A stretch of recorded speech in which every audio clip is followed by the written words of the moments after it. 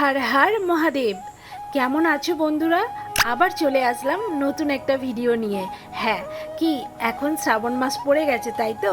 শ্রাবণের কিন্তু আজ হচ্ছে প্রথম সোমবার। তো তোমরা কারা কারা আছো এই রকম শ্রাবণ মাসে বাবার পুজোটা একটু স্পেশাল করে করো? আমি জানি অনেকেই বাবার ভক্ত, প্রত্যেক সোমবার সবাই পুজো করে, বাট এই শ্রাবণের 4টে সপ্তাহ কিন্তু একটু স্পেশাল হয়ে যায় বাবার জন্য, কি তাই তো?